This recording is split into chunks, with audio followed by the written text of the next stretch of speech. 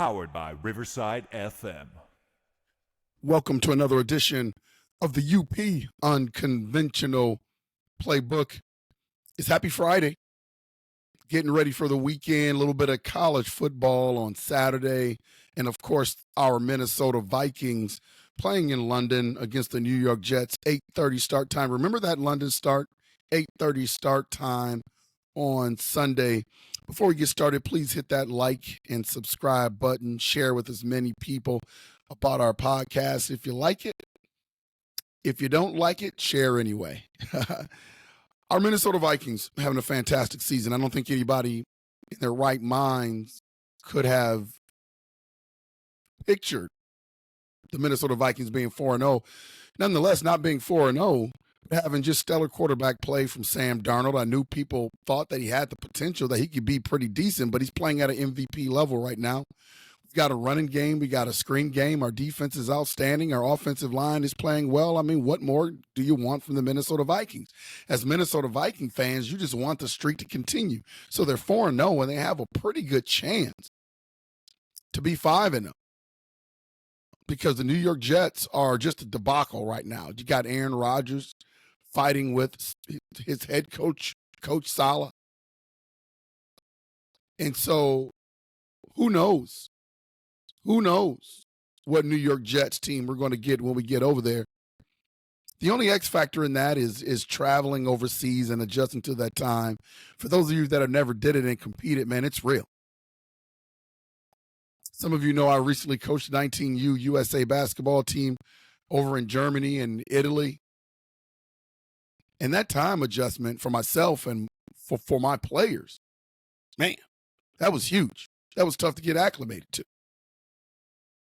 I want to talk about 3 reasons why the Minnesota Vikings are going to surprise some people this year. They're already opening some eyes, but still, when I listen to the national media talking about them, you can tell there's that thing in the air where they're saying, we're just waiting. Like Teddy Bruschi said last week on Sunday NFL Countdown, it's only a matter of time. And I think the majority of the national media has that idea about the Minnesota Vikings. You wait, UP Nation, as soon as the Vikings possibly lose a game, because again, I don't think they're going to go 17-0. When they lose again, watch how the national media jumps on that. They can't wait. They can't wait for Sam Darnold to have a bad game. And I don't know whether it's a thing against the Minnesota Vikings, man, or what, but I remember when Kirk Cousins was with the Vikings, and again, I'm not trying to bring up Kirk Cousins, but this is relevant. When Kirk Cousins was with the Vikings, couldn't win a primetime game, couldn't do this, couldn't win a big game, couldn't do this, couldn't do that, couldn't do this. Now he's with the Atlanta Falcons, and he's all of a sudden the missing piece to a championship team. There's a little bias when it comes to the Minnesota Vikings, but 3 reasons why I think the Vikings are just going to surprise their opponents. And it gives you a sense of how good this team is. Number 1, they're going to underestimate the play of Sam Darnold. Everybody is talking about Sam Darnold at some point is going to come back down to earth. My point is, what if he doesn't? What if this is who Sam Darnold is right now? Could you imagine that? What if he is now matured into a top 5 quarterback in the league? A quarterback that is going to have consistent play. See, I feel like if you go into games, if you're the Minnesota Vikings opponent and you start to underestimate what Sam Darnold can do, you're going to get caught. Big, strong arm quarterback. Obviously a very intelligent guy. He must have called Bill Murray because he's not seeing ghosts anymore. I mean, he's just executing play after play after play. And in his sitting on his shoulder is Kevin O'Connell, the quarterback whisperer. So I think when you put all these things together, Sam Darnold's going to have a fantastic season. And sure, is he going to have a bad game here and there? Of course he will. Pat Mahomes does. Joe Burrow does. Josh Allen does. Why not Sam Darnold? So there's going to be games where he doesn't play as well. But I think for the majority of the season, over the course of 17 games, Sam Darnold is going to be stellar. Like, I've seen enough to know that. And I think his opponents every Sunday, Monday, Thursday night, they're going to underestimate the ability of Sam Darnold to be able to continue to do this. And I think that's a mistake. So that's one reason I feel like the Minnesota Vikings are just going to shock their opponents, shock their rivals. Because you don't know what you don't know until you get it in front of you. And I think the majority of the teams are going to expect Sam Darnold to turn back into a pumpkin. And that may happen for a game. I just don't see that being a consistent thing with Sam Darnold this year. The boy's balling out. The boy's balling out. Second thing that is going to surprise the Minnesota Vikings opponents this year is that B-flow defense, man.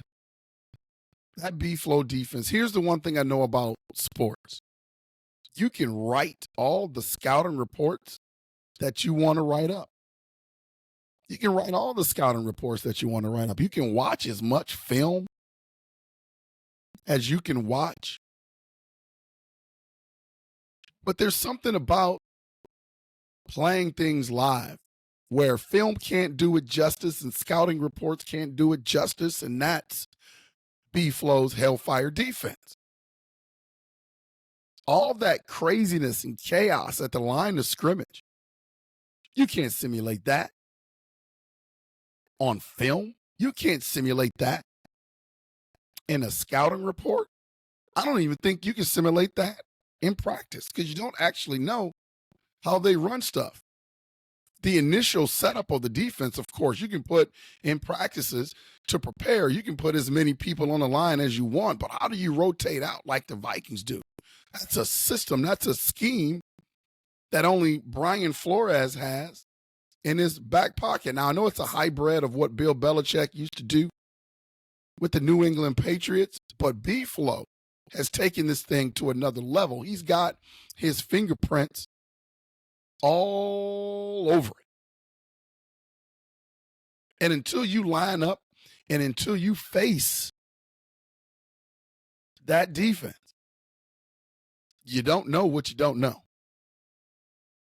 And so I know that there are going to be a lot of teams that we play that are going to be concerned, and rightfully so. And there are going to be a lot of quarterbacks, offensive coordinators that feel like they've got this thing figured out. Like, I love the narrative last Sunday that the Green Bay Packers got that thing figured out in the fourth quarter. And again, I mentioned in a previous podcast with my guy, Patrick Buchanan, I said, man, the hardest thing to do in whatever sport you're coaching is to keep a lead and have a team make a little bit of run with limited time left on the clock. You've got to figure out as a coach how you want to play this out. And I can see B-Flow's wheels turning. Do you continue to play the way you've been playing the first half with the blitzes and leaving cornerbacks on an island? Because that's what you do when you send people. You leave corners and safeties on island one-on-one, and you're more apt to have big plays happen to you, especially over the top. You may give up some points quickly. Now, that hasn't hurt the Vikes early in the season, but that's what happens when you scheme that way. So now B-Flow is faced with, man, do I continue to be what we are when they're making a run because the offense wasn't moving the football? The offense had stalled. We weren't scoring any points. So now it's on B-Flow to be like, what gives us the best chance at winning? We don't need any big plays to help them rally. So now you start doing things like playing a little bit more drop back zone, playing some prevent defense. The Green Bay Packers didn't figure anything out. The Green Bay Packers put the Vikings in a situation where they had to think and adjust. And maybe it was the wrong decision by the coaching staff, but let me be clear. There was nothing figured out by the Green Bay Packers. The Vikings got put in somewhat of a quandary on how they wanted to finish the game. And those are tough, man. I've been in those moments as a coach, having a 20-point lead in a basketball team. Team comes down, hits a couple of threes. Now that 20-point lead goes to an 11-point lead, and there's about 4 minutes left on the clock. And you've been pressing this team the whole game. How do you adjust? What do you do to win the game? Because what's been working got you that 20-point lead. What had been working got the Vikings that 28-zip lead. And now you have to adjust. So the B-Flow Hellfire defense is another reason why I feel like teams are going to be surprised by the Minnesota Vikings. Third reason.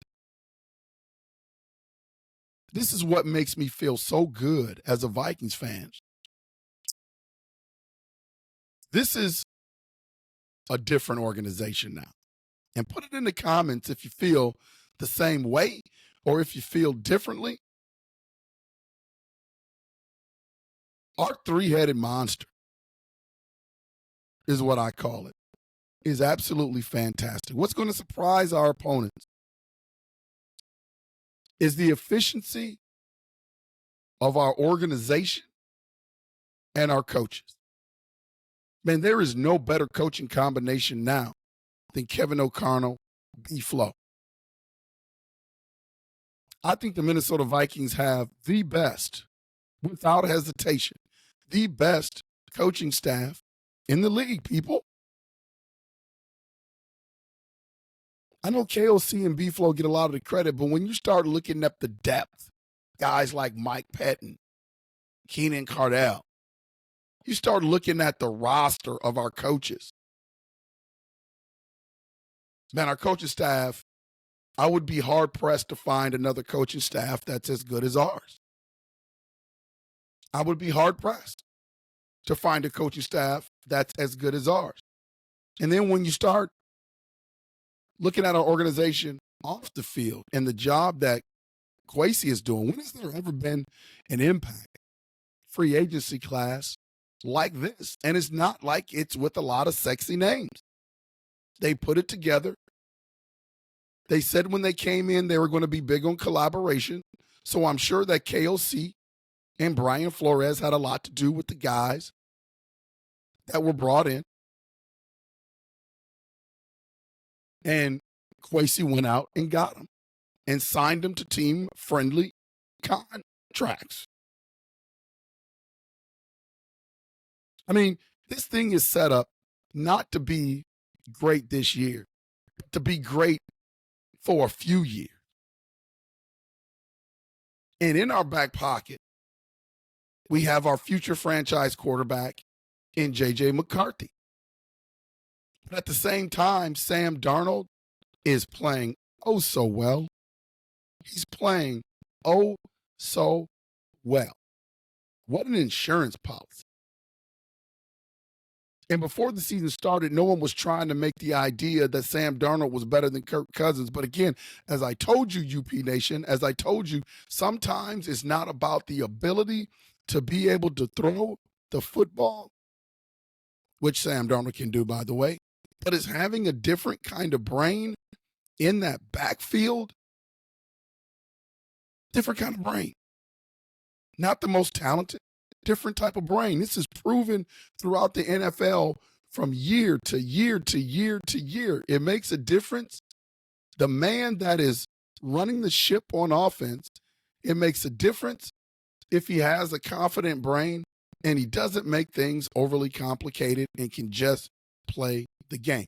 I thought at times that Kirk Cousins just made things overly complicated.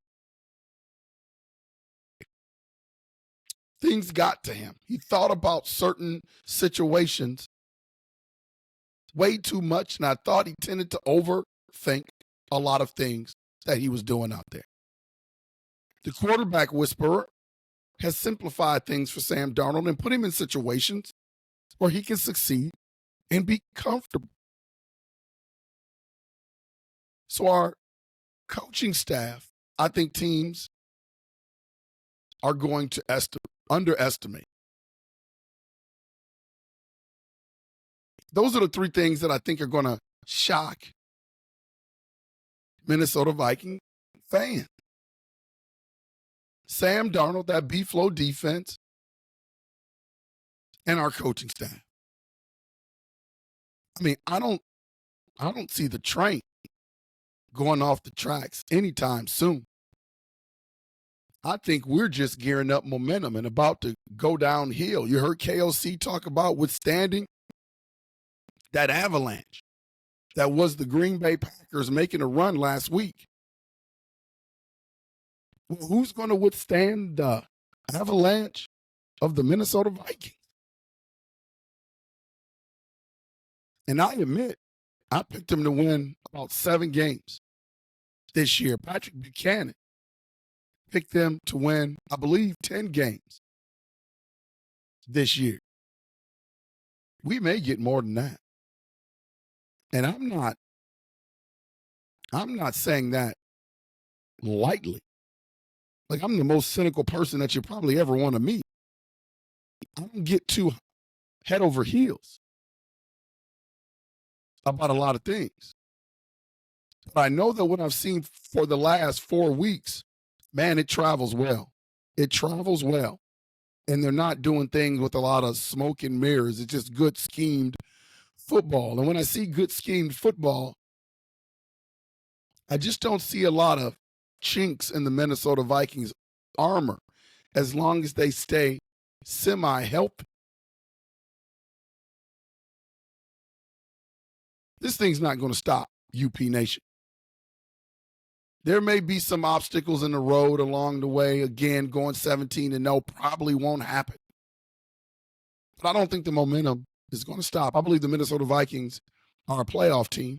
I believe the Minnesota Vikings have the potential to make a run in the playoffs. Barring injury, I just don't see this thing stopping anytime soon. So that's 3 reasons why I think the Minnesota Vikings are going to surprise their rivals, their opponents, whatever you want to call it, every Sunday.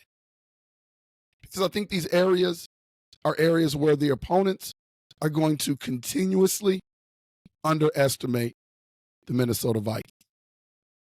Thanks for hanging out with me today. Hit that like and subscribe button. This has been Unconventional Playbook. We will see you when you see ya.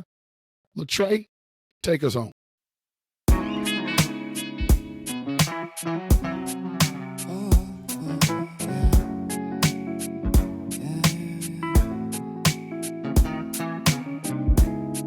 I don't know who I am. Can I say I'm a man? Am I losing my mind? Am I wasting my time? Do I know who I am?